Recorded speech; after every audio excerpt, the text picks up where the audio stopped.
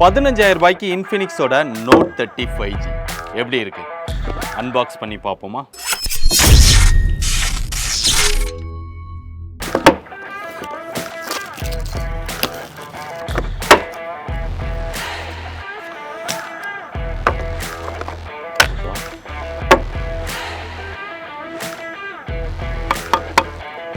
இதோட டிசைனை பாருங்களேன், நல்லா இருக்குல்ல? ஏற்கனவே பார்த்த டிசைனா இருந்தாலும் பார்த்த உடனே பளிச்சுன்னு அட்ராக்ட் பண்ணுது.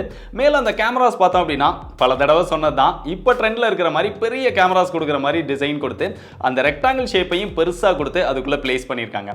கீழே இன்ஃபினிக்ஸோட பிராண்டிங் இருக்கு. அது போக சைடில் பார்த்தோம் அப்படின்னா அந்த எட்ஜஸ் எல்லாம் ஃபிளாட்டா கொடுத்து செம்ம அட்ராக்டா டிசைன் பண்ணியிருக்காங்க இன்ஃபினிக்ஸ். ரியர்ல மேட் ஃபினிஷோட பிளாஸ்டிக் பேக் கொடுத்துருக்காங்க.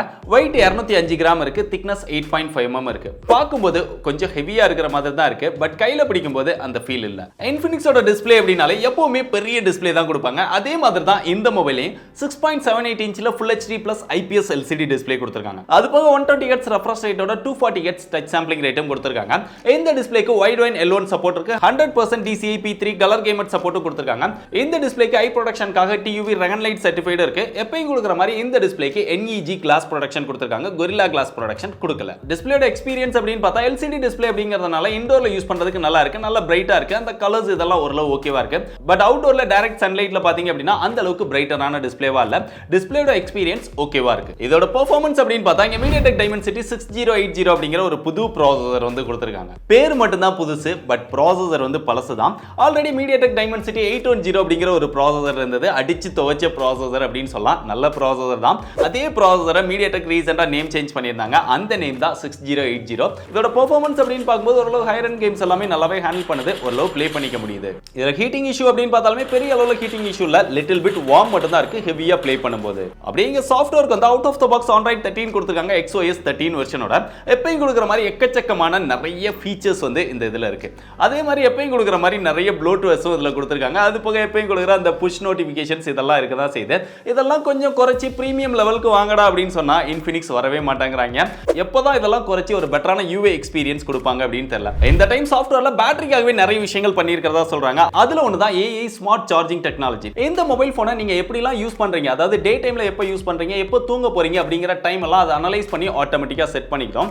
அந்த டைம்ல நீங்க நைட் ஃபுல்லா சார்ஜ் போடுறீங்க அப்படின்னா சார்ஜ் போட்டு தூங்கினோடனே 80% வந்து நார்மலா சார்ஜ் ஆகுற மாதிரி வேகமா சார்ஜ் ஆயிடும். அதுக்கப்புறம் அந்த சார்ஜிங் வந்து கட் ஆயிடும். நார்மலா நீங்க காலையில எந்திரிக்கிற டைமுக்கு கொஞ்ச நேரம் முன்னாடி அந்த சார்ஜிங் வந்து ஆன் ஆகி நீங்க எந்திரிக்கும் போது மொபைல்ல ஃபுல் சார்ஜ் ஆகுற மாதிரி சார்ஜ் ஆயிடும். இந்த நைட் ஃபுல்லா சார்ஜிங் கட் ஆயிருந்தனால நீங்க நைட் ஃபுல்லா சார்ஜ் போட்டாலும் பேட்டரி வந்து பாதிக்கப்படாது அப்படின்னு சொல்றாங்க. அடுத்ததா இதுல பைபாஸ் டெக்னாலஜி அப்படின்னு ஒன்னு கொண்டு வரோம்னு சொல்றாங்க. இந்த பிரைஸ் செக்மென்ட்ல இன்ஃபினிக்ஸ் தான் ஃபர்ஸ்ட் டைம் கொண்டு வரோம் அப்படின்னு சொல்றாங்க. இந்த பைபாஸ் டெக்னாலஜி அப்படினா என்னன்னா, மொபைல் போனை நிறைய பேர் சார்ஜர்ல போட்டு யூஸ் பண்ணுவாங்க. இந்த மாதிரி யூஸ் பண்ணும்போது என்ன ஆகும்னா பேட்டரி வந்து ஓவரா சூடாகி சில நேரம் மொபைல் போன் வந்து வெடிச்சிடும். இந்த மாதிரி ப்ராப்ளம் வரக்கூடாது அப்படிங்கிறதுக்காக நீங்க சார்ஜர்ல போட்டு சில கேம்லாம் விளையாடுறீங்க அப்படின்னா அந்த மாதிரி கேம் ப்ளே பண்ணும்போது டைரக்டா பேட்டரிக்கு போய் பேட்டரியில இருந்து மொபைல் போன் கன்சியூம் பண்றதுனால தான் இந்த டெம்பரேச்சர் இன்க்ரீஸ் ஆகுது. அதை ரெடியூஸ் பண்றதுக்கு பேட்டரிக்கு ஒரு 70% சார்ஜும் டைரக்டா மதர் போர்டுக்கு ஒரு 30% சார்ஜும் போறதுனால 7% வரைக்கும் டெம்பரேச்சரை ரெடியூஸ் பண்ண முடியும் அப்படின்னு சொல்றாங்க.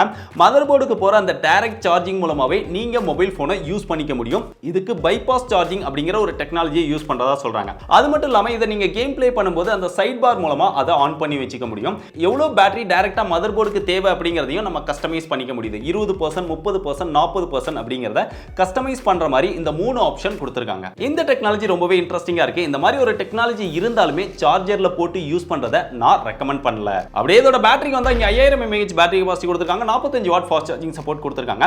பாக்ஸ்க்குள்ளே அடாப்டரும் கொடுத்திருக்காங்க. அதை யூஸ் பண்ணி சார்ஜ் பண்ணோம் அப்படினா 20 நிமிஷத்துல 55% சார்ஜ் பண்ணிக்க முடியும் அப்படின்னு பிராண்ட் கிளைம் பண்றாங்க. 30 நிமிஷத்துல 75% சார்ஜ் பண்ணிக்க முடியும் அப்படின்னு பிராண்ட் கிளைம் பண்றாங்க. இதை எக்ஸாக்ட்டா நான் செக் பண்ணல. ஒருவேளை உங்களுக்கு தேவைப்படுது அப்படினா கமெண்ட் பண்ணுங்க. நிறைய கமெண்ட் வந்தது அப்படினா எவ்வளவு நேரத்துல சார்ஜ் ஆகுது அப்படிங்கறத செக் பண்ணி ஷார்ட் வீடியோல அப்டேட் பண்றேன். இதோட கேமராஸ் அப்படின்னு பார்த்தா ரியர்ல பாக்கும்போது நிறைய கேமராஸ் இருக்கிற மாதிரி தெரியும். ஆனா இங்க ஒரே ஒரு கேமரா தான் இருக்கு. 108 மெகாபிக்சல் பிரைமரி சென்சாரா கொடுத்திருக்காங்க. அதுக்கப்புறம் ஒரு செகண்டரி சென்சாரா ஒரு 2 மெகாபிக்சல், அதுக்கப்புறம் ஒரு QVGA அப்படிங்கிற மாதிரி ஒரு சென்சார் வந்து கொடுத்திருக்காங்க. அதனால பெரிய யூஸ் இல்ல அப்படின்னு சொல்லலாம். அப்புறம் டம்மியா ஒரு சர்க்கிள். எல்லா மொபைல் பிராண்டுமே இதை தான் பண்றாங்க. அதை தான் இன்ஃபினிக்ஸும் பண்ணியிருக்காங்க. இங்க கொடுத்திருக்காங்க. குவாட் LED ஃபிளாஷ் மேல கொடுத்திருக்காங்க. இங்க பிரைமரி சென்சாரை யூஸ் பண்ணி போட்டோஸ் எடுக்கும்போது போட்டோஸ் சில நேரம் நல்ல குவாலிட்டியா நல்லா கலர்ஃபுல்லா நம்மளால எடுத்துக்க முடியுது. சில நேரம் அந்த போட்டோஸ் பார்த்தோம் அப்படின்னா அந்த ஃபேஸ்லலாம் கொஞ்சம் வயசான மாதிரி கொஞ்சம் சுருக்கமா விழுந்த மாதிரி சில நேரம் அந்த போட்டோஸ் வந்து ஜெனரேட் பண்ணி தருது. அதுலயும் அந்த பியூட்டி மோட் யூஸ் பண்ணி போட்டோஸ் எடுக்கும்போது ரொம்ப மொழுன்னு அந்த போட்டோஸ் வந்து அந்த அளவுக்கு பெட்டரா எடுத்து தரல. அதே மாதிரி வீடியோஸ் அப்படின்னு பார்த்தாலுமே அந்த ஃபேஸ் வந்து கொஞ்சம் வயசான ஃபேஸ் மாதிரி காமிச்சு எடுத்து தருது. இன்னும் கொஞ்சம் பெட்டரா ஆப்டிமைஸ் பண்ணி கொடுத்தாங்கன்னா நல்லா இருக்கும். நல்ல லைட்டிங் கண்டிஷன்ஸ்ல ஒரு சில டைம் மட்டும் தான் அந்த போட்டோஸ் வந்து பெட்டரான அவுட்புட் வந்து எடுத்து தருது. கேமராவோட ஃபீச்சர்ஸ் அப்படின்னு பார்த்தா ஒவ்வொரு டைமும் புதுசா ஏதாவது ஆட் பண்ணிட்டே தான் இருக்காங்க. அதுல இந்த டைம் பார்த்தோம் அப்படின்னா ஸ்கை மேப்பிங் அப்படின்னு ஒன்னு ஆட் பண்ணிருக்காங்க. இதை யூஸ் பண்ணி நீங்க அந்த ஸ்கை தெரியுற மாதிரி போட்டோஸ் எடுத்தீங்க அப்படின்னா அந்த ஸ்கையை வந்து ரொம்ப கலர் ஏத்தி நல்ல ப்ளூ கலரா அப்படியே தெரியுற மாதிரி சூப்பரா எடுத்து தருது. பார்க்கறதுக்கு நல்லா இருந்தாலுமே அது ரொம்ப ஓவரா அந்த கலரை ஏத்தி தர்ற மாதிரி இருக்கு, பளிச்சுன்னு தெரியுற மாதிரி இருக்கு. இதனால இந்த மாதிரி ஒரு இன்ட்ரெஸ்டிங்கான ஃபீச்சர் இந்த மொபைல்ல கொடுத்திருக்காங்க. இது போக ஸ்ட்ரீட் போட்டோகிராஃபி அப்படின்னு ஒன்னு கொடுத்திருக்காங்க. அதிகமா வீலாக் எடுக்கிறவங்களுக்காக ஃபில்ம் மோட் அப்படின்னு ஒன்னு கொடுத்திருக்காங்க. Dual view mode, style makeup, அது போக எக்கச்சக்கமான ஃபில்டர்ஸ், நிறைய விஷயங்களை வந்து கேமரால கவர் பண்ணிருக்காங்க. அப்படிங்க செல்ஃபி கேமராக்கு வந்து 16 மெகாபிக்சல் கொடுத்திருக்காங்க. அது போக டுயல் எல்இடி ஃபிளாஷும் கொடுத்திருக்காங்க. நல்ல லைட்டிங் கண்டிஷன்ஸ்ல நார்மலான ஆப்ஷனை யூஸ் பண்ணி போட்டோஸ் எடுக்கும்போது அந்த போட்டோஸ் வந்து நல்லா இருக்கு. கலர்ஸ்மே கொஞ்சம் ஏத்தி தருது. பார்க்கறதுக்கு நல்லா இருக்கு. ஜூம் பண்ணாலுமே பெருசா அந்த பிக்சல்ஸ் இதெல்லாமே உடையல.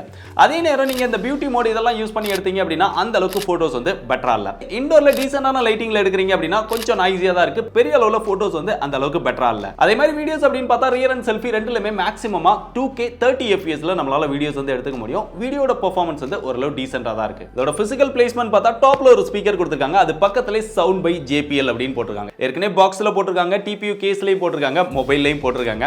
JPL ஓட ஸ்பீக்கர் வந்து இதுல கொடுத்திருக்காங்க. Dual stereo speaker. Music experience நல்லா இருக்கு, பட் பெரிய அளவுல லவுடா இல்ல அப்படின்னு சொல்லலாம். அப்படிங்க லெஃப்ட் சைடுல வந்தா சிம் ஸ்லாட், அதை ஓபன் பண்ணா dual sim with dedicated SD card slot கொடுத்திருக்காங்க. எப்பவுமே டெடிகேட்டட் SD கார்டு ஸ்லாட் கொடுக்கிறதுல Infinix வந்து தப்பறதே கிடையாது. சோ அந்த விதத்துல இவங்கள தாராளமா பாராட்டலாம். ரெண்டு சிம்மே 5G சப்போர்ட் பண்ணும். இது ஒரு 5G mobile, 5G ready mobile. அது போக 14 5G பேண்ட் சப்போர்ட் வந்து கொடுத்திருக்காங்க. பெரும்பாலான பிராண்ட்ஸ் வந்து ஆஃபர் பண்றதே கிடையாது, பட் Infinix வந்து அந்த விதத்துல பாராட்டலாம். அப்படிங்க பாட்டம்க்கு வந்தா இங்க ஒரு 3.5mm ஜாக் இருக்கு, மைக் இருக்கு, டைப் C சார்ஜிங் போர்ட் இருக்கு, இங்க ஒரு ஸ்பீக்கர் இருக்கு. அதுவுமே JPL ஸ்பீக்கர் தான். ரைட் சைடுல வந்தோம் அப்படின்னா வால்யூம் அப் டவுன் பட்டன் இருக்கு, கீழேயே பவர் பட்டன் இருக்கு. பவர் பட்டன்குள்ளேயே ஃபிங்கர் பிரிண்ட் சென்சாரும் கொடுத்துட்டாங்க. ரொம்ப ஃபாஸ்டா அக்யூரேட்டா இருக்குது. அது போக ஃபேஸ் அன்லாக்கும் கொடுத்திருக்காங்க. இது போக இந்த டைம் IP53 ரேட்டிங்கும் கவர் பண்ணிருக்காங்க. அது மட்டும் இல்லாம இந்த பிரைஸ் செக்மெண்ட்ல யாருமே பொதுவா NFC கொடுக்கறதே கிடையாது, பட் Infinix அதையும் கொடுத்திருக்காங்க. கடைசி அதோட பிரைஸ் அப்படின்னு பார்த்தா இதுல ரெண்டு ஸ்டோரேஜ் வேரியன்ட் லான்ச் பண்ணிருக்காங்க. 4+128, 8+256. அது போக இங்க கார்டு ஆஃபரும் கொடுக்குறாங்க. ஃபர்ஸ்ட் சேல்ல Axis bank credit card and debit கார்டை யூஸ் பண்ணீங்கன்னா ஒரு 1000 ரூபாய் டிஸ்கவுண்ட் கிடைக்குது. இல்ல 4+128 14000 ரூபாய் பிரைஸ் செக்மெண்ட்க்கும் 8+256 15000 ரூபாய் பிரைஸ் செக்மெண்ட்க்கு கார்டு ஆஃபரோட வாங்கிக்க முடியும். இதுல இருக்கக்கூடிய பிளஸ் அப்படின்னு பார்த்தா இந்த பிரைஸ் செக்மெண்ட்க்கு 45 வாட் ஃபாஸ்ட் சார்ஜிங் சப்போர்ட் கொடுக்குறாங்க. அது போக Infinix மொபைல் அப்படினாலே பெரும்பாலும் அந்த டெம்பர் கிளாஸ் வந்து மார்க்கெட்ல கிடைக்கிறதே கிடையாது. அதனால இவங்க பாக்ஸ்க்குள்ளே கொடுத்துட்டாங்க. அது ஒரு பெரிய பிளஸ் அப்படின்னு சொல்லலாம். மற்ற விஷயங்கள்லாம் நான் சொன்னதெல்லாம் உங்களுக்கு ஓகேவா இருந்ததுன்னா தாராளமா ட்ரை பண்ணி பாருங்க. அதுவும் அந்த 4+128 தவிர்த்துறது நல்லது அப்படின்னு நினைக்கிறேன். ஏன்னா எக்ஸ்ட்ராவா ஒரு 1000 ரூபாய் போட்டீங்கன்னா 8 GB RAM ஓட 256 GB ஸ்டோரேஜ் கிடைக்குது. உங்களுக்கு ஓகேவா இருந்தா கன்சிடர் பண்ணுங்க.